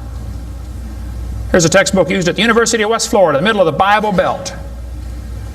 It's only been proven wrong 125 years ago. I know it takes a while to get textbooks up to date, but that ought to be plenty of time. That's stupid. Those are not gill slits on the embryo. Here's an Irish textbook. I was just there a few months ago. It says the embryo has gill slits. That's baloney. This one says the embryo has gills. Glencoe Biology says they have gills. Proven wrong 125 years ago. This biology textbook says the human embryo has gills. Here's this Tim Barra writing his book on the myth of creationism. And he mentions the gills are evidence for evolution. You're only 115 years behind, Tim. Miller's still teaching it 125 years after it was proven wrong. I debated Miller on the radio on a St. Louis radio station one time. There's a college textbook still teaching the kids the embryo has gills. This one says, it shows the kids a 5 to 6 week embryo, but it says by 7 months, the fetus looks from the outside like a tiny normal baby, but it's not. It's not a baby at 7 months. Excuse me? A whole bunch of kids born at 5.5 months survive. 34%. That's stupid to say it's not a baby at 7 months development. Maybe you heard about the woman that had surgery on her baby before it was born. They cut the mother open, cut the uterus open. The 5-month-old baby, 5 months in development, reached out and grabbed the doctor's finger. It's not a baby, huh? If it's not a human being, what kind of being is it? If it's not alive, why is it growing? Why do they keep that in the textbooks? Well, that's the only way to justify abortion. They want you to think it's not a human yet. Just a fish with gills. No, it's a human the instant it's conceived. And abortion is murder. Plain and simple. We cover lots more on that on my videotape number 4. You don't want to watch that one either. Then they're going to tell the kids, we've got evidence for evolution because dinosaurs turned to birds. This is stupid. This guy says, dinosaurs are alive as birds. Well, kids, in case you don't know, there are a few differences between a dinosaur and a bird. You don't just put a few feathers on them and say, come on, man, give it a try. It won't hurt too bad. That's stupid, okay? Dinosaurs did not turn to birds, okay? Somewhere along the line, while his front legs are developing into wings, they're going to be half leg, half wing, which means he can't run and he can't fly yet. He's going to have a hard time, isn't he? No, dinosaurs did not turn into birds. That is stupid, okay? They say, we've got proof that they did. Archaeopteryx, which means ancient wing.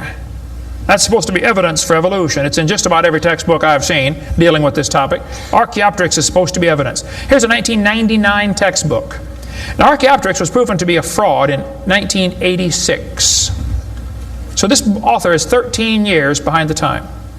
Archaeopteryx means ancient wing. They're going to say, see, boys and girls, he's got claws on his wings. Yeah, so? 12 birds today have claws on their wings. The ostrich does, the Watson does, Turako does, ibis does. So what? It's kind of unusual, but 12 birds have it. They're going to say, well, he's got teeth in his beak. That proves he's got a reptilian feature. Well, now wait a minute. Some reptiles have teeth, some don't. Some mammals have teeth, some don't. Some fish have teeth, some don't.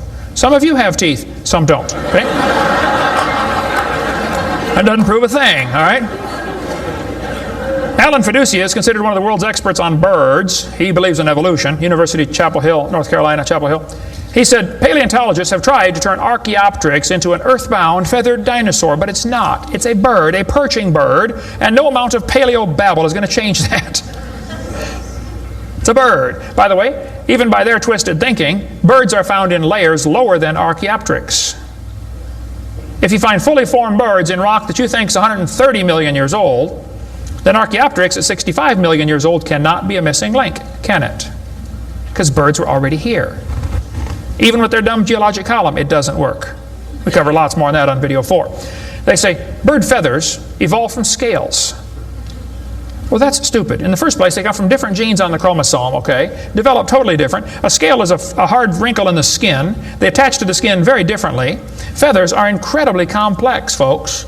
Unbelievably complicated. They're both made from the same protein, keratin, and that's where the similarity stops. So what? Battleships and forks are both made of iron. Doesn't prove they both evolved from a tin can. Proves the engineers using the same material for different functions. And God used keratin for fingernails and hair and scales and feathers. So, same designer, that's what it proves. A lot more on the bird evolution in the book Icons if you want to get that. Then they tell the kids about the peppered moth. Yes, boys and girls, somebody in England went around and counted the moths on the trees. Must have been a government project. They discovered it's 95% light moths and 5% black. Well, so the story goes, they burn coal in the factories, the trees turn black, and the moths changed to black moths. Because when they counted them again, they said they found 95% black and 5% light. Actually, the whole story is a lie. It never happened. After 40 years of watching, they found 2 moths on the trees.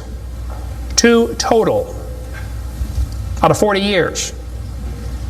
So they glued dead moths to the tree to take a picture for your kid's textbook. Then he wanted to get a picture of a bird eating a moth. So he put some moths in the refrigerator to calm them down, so they got nearly frozen. Then he put them on the tree, and they couldn't even hang onto the tree. So he warmed them up on the hood of his car. Put them out there on the tree, and the moth is staggering around trying to warm up, and a bird ate one. He got a picture. Wow, proof of evolution. It's a lie. Didn't happen. Even if it were true, dark moths and light moths were there at the beginning, and dark moths and light moths were there at the end. The ratio of population might have shifted, but the story wasn't true. So, doesn't prove anything. That's stupid. That's not evidence for evolution. They tell the kids, we've got vestigial structures. Now, a vestigial structure is something you don't need anymore. They'll say, boys and girls, you have an appendix that you don't need anymore. That's a vestigial structure. That's proof of evolution. Well, excuse me, you do need your appendix, okay? That is stupid. The appendix is part of your immune system.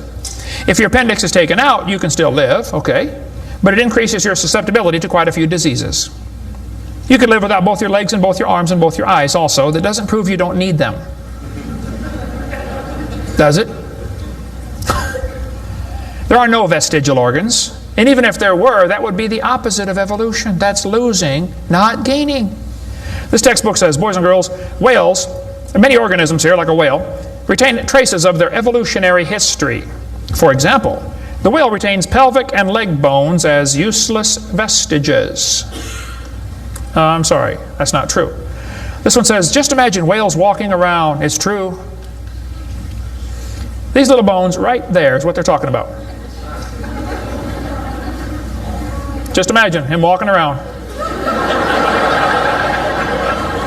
I can see it now, can't you? All you need is a good imagination and some LSD, and you'll be able to see that whale walking in real life. This textbook says, the whale's pelvis is evidence of its evolution from four-legged, land-dwelling mammals.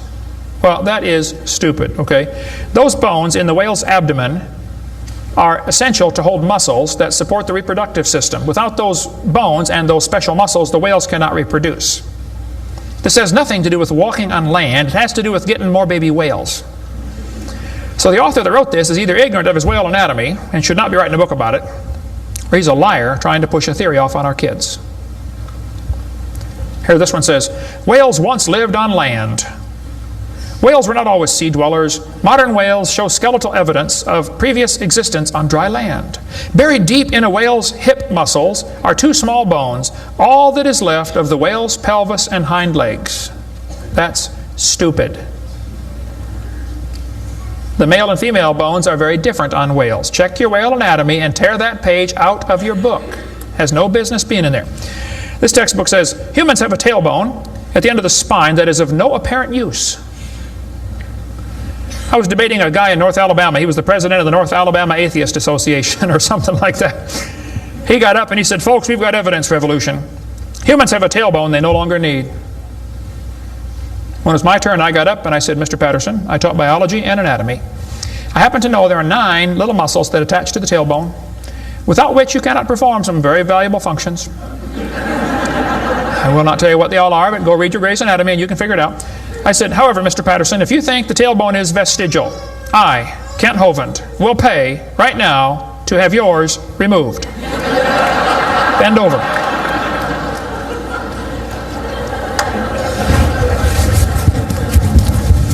That is stupid, folks. The tailbone is not vestigial. This one says, the coccyx, that's the tailbone, the small bone at the end of the human vertebral column, has no present function and is thought to be the remainder of bones that once occupied the long tail of a tree-living ancestor.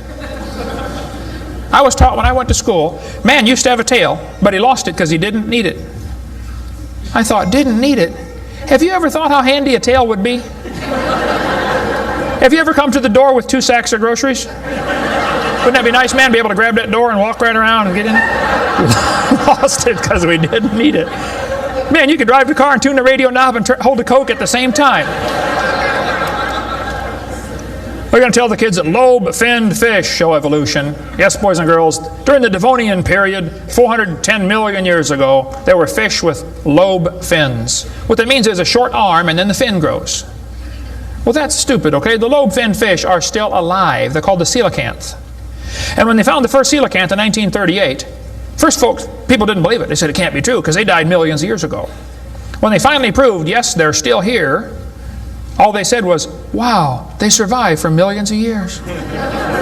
Never dawned on them to maybe question the whole theory. Never dawned on them. When Dr. Roy Mackal went to Africa and did expeditions on dinosaurs still alive in the African swamp, University of Chicago microbiology professor Dr. Roy Mackal wrote this book. He went over there twice, interviewed folks who've seen living dinosaurs. People who've never seen a white man.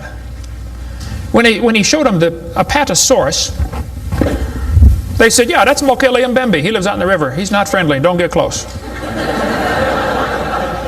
Dr. Mackal said, fellas, that's a dinosaur. They've been dead for 70 million years. The natives said, well, we're sorry. We didn't know about that. All we know is we see them out there once in a while. So Mackal gets back, writes this book, and says, folks, there are still some dinosaurs alive in Africa. Then he says, it's amazing they survived for 70 million years. Never will cross his brain that maybe your basic theory is wrong. That thought will never enter his mind, I don't think. It ought to. Lobe-finned fish are still alive, folks. They tell them trilobites are good index fossils for rock that is 600 million years old. Well, that's stupid, okay? There's a human shoe print where a guy stepped on and squashed a trilobite. How could a human step on a trilobite? If they're 500 million years ago.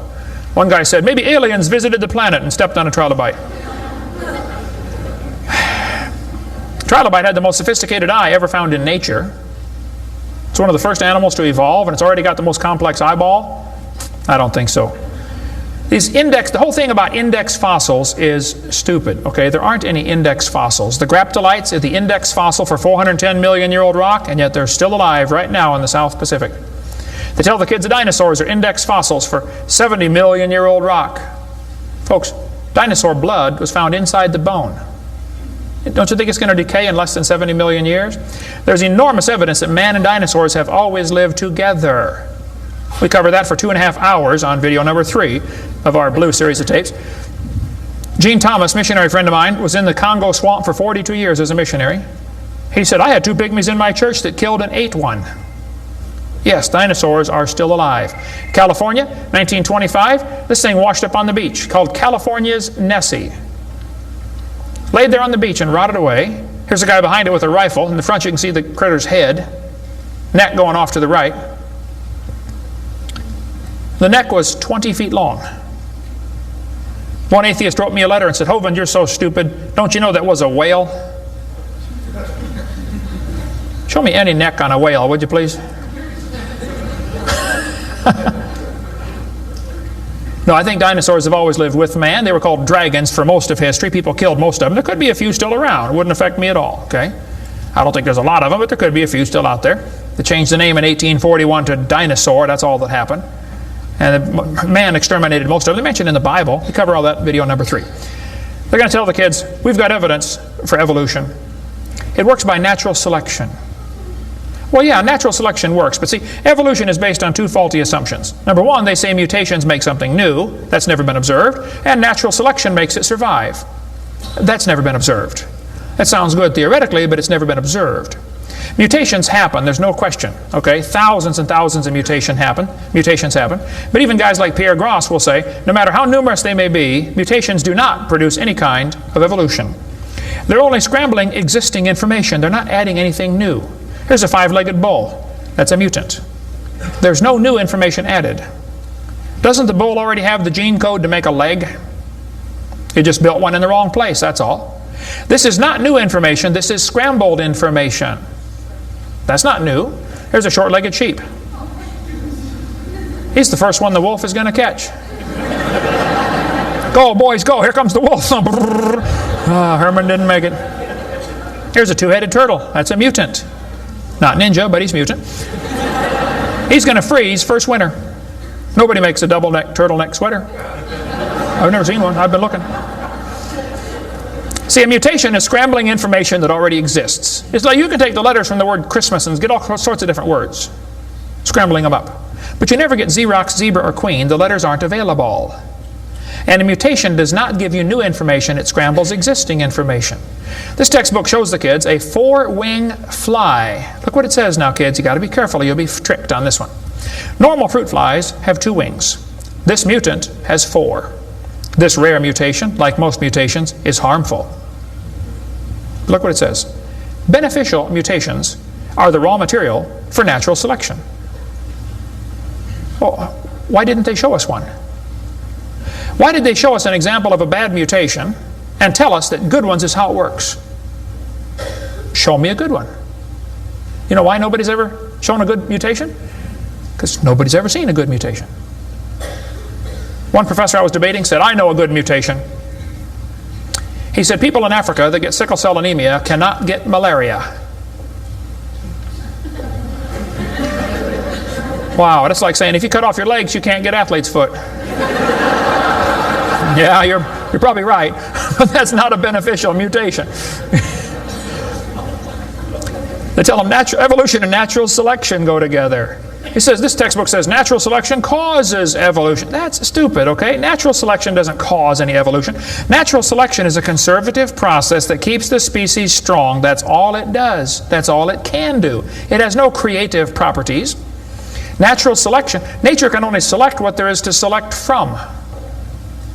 If I said, I'm going to go around the world, I'm going to try to raise a race of people that are over 12 feet tall. So everybody under 12 feet tall, we're going to kill them. Year after year, we kill everybody under 12 feet tall. Well, there's nobody to select from, is there? Natural selection can only select what there is to select from. It's a conservative process. If you worked in a factory that produced cars and your job was to check for defects, you know, kick the tires, slam the doors, etc., drive it around, and you caught every single mistake and you rejected it, how long would it take that process to change the car to an airplane? You say it'll never change it. That's my point. Natural selection is like a quality control. It makes sure the bad ones don't survive, but it's not going to change it to something else. Survival of the fittest does not explain arrival of the fittest. And by the way, survival of the fittest is what is called a tautology. Kids, there's a big word. You can learn this. You can use this one on your brother. A tautology is a sentence that means nothing. You can say, oh, you're speaking in tautologies. I'll show you how it works. You say, Professor, why did it survive? I say, oh, because it's the fittest. You know, survival of the fittest. Oh, how do you know it's the fittest? Because it survived. I see. Is that the way it works? That's exactly the way it works. That's stupid, folks, okay? Actually, it's not survival of the fittest. If a whale goes through a school of fish and eats 80% of them, it's survival of the luckiest. I mean, if a snake crawls into a bird's nest and eats 3 out of 4 eggs, does the snake select the weakest of the birds to eat? There's still an egg, man. He's going to eat them all. Okay? Then they do the thing with the fruit flies for the kids. They'll say, boys and girls, we raised flies in the laboratory, and we nuked them and microwaved them and x-rayed them, and we got these flies to have mutated babies. We got flies with curled wings. They fly around, bzz, bzz, bzz, couldn't go anywhere. They got flies with no wings. What do you call that? A crawl? You can't fly. They raised all these mutated flies in the laboratory and said, you know what, folks? Every fly we got was worse off than Grandpa Fly. Yeah, so? So they tell the kids, you see, this proves that flies have evolved as far as they can go. No, this proves you're messing up with perfectly good flies, okay? God made them right and you're messing them up. Now leave them alone, all right? This guy says, we've got proof for evolution because flies in the north have wings 4% larger than flies in the south. That's proof we all came from a rock. That's stupid, I'm sorry. Then they tell the kids, boys and girls, today you're going to learn to think critically. Watch this sentence here carefully. Some kids doing this for homework tonight. Boys and girls, do you think humans are still evolving? Now what kind of question is that? That's one of those questions like, have you stopped beating your wife yet? Well, if I say yes, I'm admitting I did. If I say no, I'm still doing it. Wow. All right? Go back and look at the original question. Do you think humans are still evolving? Doesn't that question assume that evolution has happened? What if a kid doesn't believe in evolution? How is he supposed to do his homework tonight? That question does not teach him how to think critically. That teaches him what to think, not how to think. That's a Soviet-style indoctrination type question, and the textbooks are full of them. They're not learning how to think. And when the kid gets done with this course, he's going to think he knows how to think. But he doesn't. He knows how to be told what to think. Brainwashing at taxpayer expense.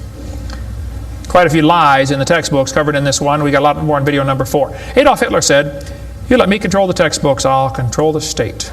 What is in these books anyway? There's a lot of good science in there, but there's some poison. Professor Wilson at Harvard University said, as were many persons from Alabama, I was a born-again Christian. When I was 15, I entered the Southern Baptist Church with great fervor and interest in the fundamentalist religion. I left at 17 when I got to the University of Alabama and heard about evolution theory. 1 year of college destroyed his faith. Philip Wentworth said, when I went to Harvard in the fall of 24, I was not only a Christian, I was a candidate for the ministry.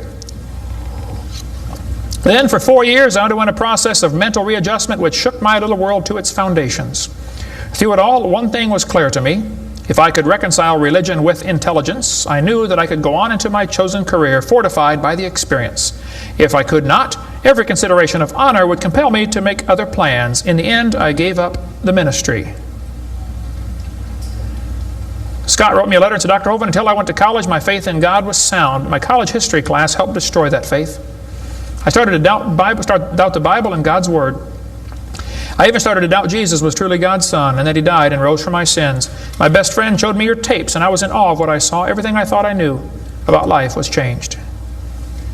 Praise God. People will sit home and watch a video that you will never get to come to church.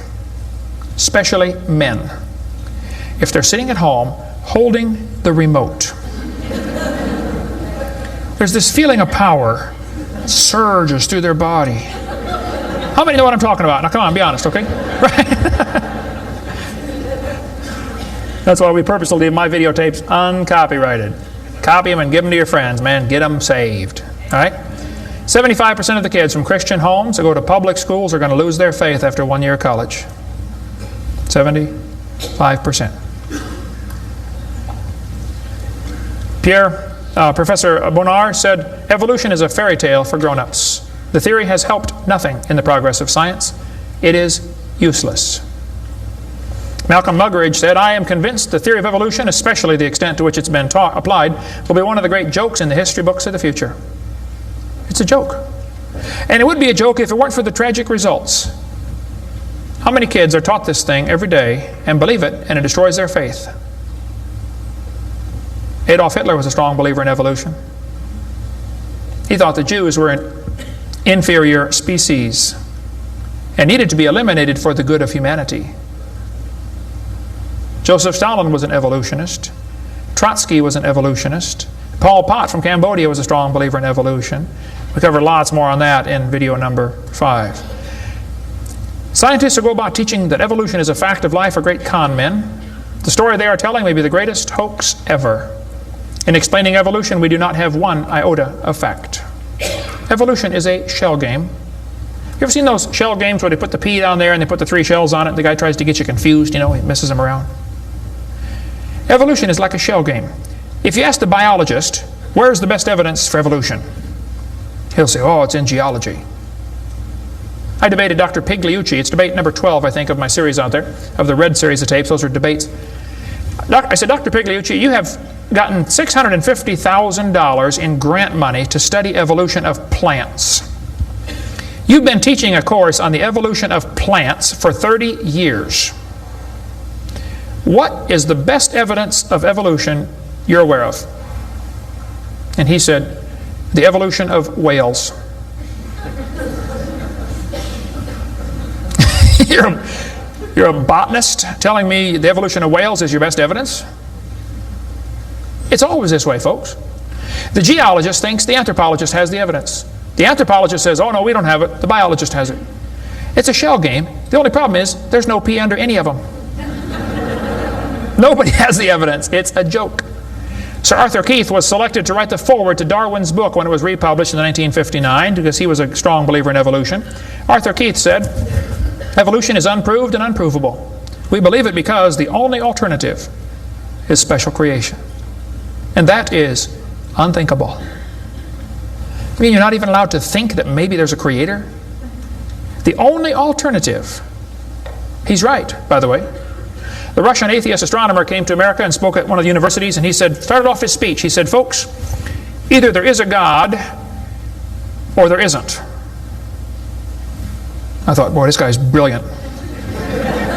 He nailed that point right on the head. I got to give him credit for that one. And then he said, both possibilities are frightening. I thought, wow, that's a good statement. You see, if there is a God, we better find out who He is and find out what He wants and do what He says. If there is no God, we're in trouble. We're hurtling through space around the sun right now at 66,000 miles an hour and nobody's in charge. That's a scary thought. It's real simple. The Bible says, in the beginning, God created the heaven and the earth. The Christian view of history is very simple. God made the world in 6 days just like He said He did. And that explains all the symbiosis relationships. How can certain animals and certain plants require each other? Which one evolved first? There are zillions of symbiosis relationships that can't be explained by evolution. The pre-flood world was very different. The people lived to be 900 years old. We cover that on video number 2, why they lived to be 900. You can check out my website and see them right there, drdino.com. During this time when people lived to be 900, reptiles grew to be huge. See, reptiles, even today, never stop growing. Reptiles grow all their life. So if a reptile lives to be 900 years old, he's going to get real big. Dinosaurs were big lizards that lived with Adam and Eve. And then Noah took dinosaurs on the ark. People say, dinosaurs on the ark, they're kind of big, aren't they? Well, the big ones were big, but the little ones were little. And Noah was 600 years old when he built that boat. I bet he was smart enough to figure out, you don't have to bring the biggest ones you can find. Bring 2 babies. Just be sure to get a pink one and a blue one. That'll be important later. After the flood was over, people killed most of the dragons, as they were called. That's why there's legends of dragons all through history. Plus the climate killed a lot of them. People don't live to be 900 anymore. We cover all that on video number 2. And there might be a few still around. Christians don't need to worry about dinosaurs. They're part of the normal creation. They're mentioned in the Bible. It's all there, folks. We just got to get a good biblical view of history. God created this world. See, it's real simple. Let's summarize here. God made the world. It didn't evolve. Evolution is stupid. There are hundreds of more reasons we can give. We're going to run out of time, though. But if God made the world, He owns it. That means He makes the rules, like the 10 Commandments. We are guilty of breaking His rules. I'll show you. Rule number 9, commandment number 9, thou shalt not bear false witness. That means don't lie. How many of you have ever lied before? Come on, you don't do another one. Put your hand up. Don't give me that pious look. Come on. Number 8, don't steal. How many ever stole something? You already told me you're a liar. Now come on. You don't have to read very far to realize we're guilty, which means we're going to be punished. Or find a substitute. See, I can't substitute for your sins because I got a whole bunch of my own. But Jesus Christ is not only willing, He's able. He wants to take your place. He wants to pay for your sins. It's real simple. February 9th, 1969. My friend said, Kent, you're a sinner. I said, well, you can say that again. He said, you deserve to go to hell. But Jesus died for you. He wants you to save you. He wants to save you. If you'll ask Him, He'll save you right now. And I bowed my head and said, Lord, I'm a sinner and I deserve to go to hell, but would you please forgive me and save me? And I've got God's promise I'm going to heaven. Hey, if you died today, where would you go? You ought to think about it because you will be dead for a long time. Doesn't matter how long you live, you're going to be dead longer than that. You know George Washington died 200 years ago and he's still dead. How much longer does he have to go? You're going to be dead for a long time. All you get in this life is a little bitty dash between 2 dates. Just a little and it's gone. What are you going to do with your dash? Let me give a suggestion to you. Give the whole thing to Jesus. Say, Lord, you may have it. The whole thing. One time a little boy saw Jesus preach and he had a little sack lunch. 5 biscuits and 2 fish sticks. I said, here, Jesus, you can have the whole thing. Jesus said, thank you, son. Everybody sit down, please. 5,000 men, plus women, plus children. We can assume probably 20,000 people. Jesus started breaking those fish sticks and bread up and making fish sandwiches and started passing them out to the disciples. And everybody sat down in the grass and they passed them out and passed them out and passed them out and passed them out. When they got all done, everybody was stuffed. You want another fish sandwich? Oh, no, I can't. No, man, I'm stuffed. He said, okay, disciples, gather up all the fragments. They got 12 baskets full of fragments left. That little boy came home from the meeting. Mama said, hey, son, how'd you like your lunch? Oh, Mom, you won't believe it. Was it good? Oh, it was good, Mom. You have any left? Hey, disciples, come on in here, would you please? See, he decided to give it all to Jesus. Now, he ended up getting fed himself. He's one of them 20,000 that got fed, you know. He could have kept it and got fed, or he could give it away and get fed. Worked the same either way. If you could learn to give your life away to Jesus, you will get a wonderful life. Plus, it'll bless lots of others. Some of you ought to quit worrying about knocking that dumb ball into the hole in the dirt and start worrying about who's going to heaven or hell. And you ought to quit worrying about getting a fancier car and a fancier house and start worrying about who's going to heaven or hell. Maybe God gave you that good job so you can give some money to missionaries. Not so you can build a bigger, fancier house. You know what we need in this country? We need a Christian Barney.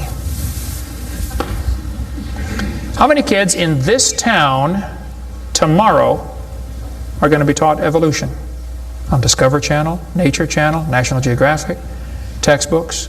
Library books. How many? Thousands of them. And they're going to use dinosaurs, aren't they? Little 4-year-old kids get a book. Hey, boys and girls, dinosaurs lived millions of years ago. Isn't that what they say? Why don't one of you get yourself a purple costume? Get all the neighborhood kids together. Hey, boys and girls. We're going to sing now. God loves you, God loves me. He wants you in His family. If you'll ask Him now, He'll come into your heart, and of His family you'll be part. Shouldn't they learn that instead? Folks, somebody's got to reach these young kids. You ought to get some videos or something. My material's not copyrighted. You can use mine any way you want. Hey, what on earth are you doing, for heaven's sake? What are you doing for the Lord? I saw this tombstone the other day at a cemetery. Wayne Strickland, atheist. Hasn't died yet.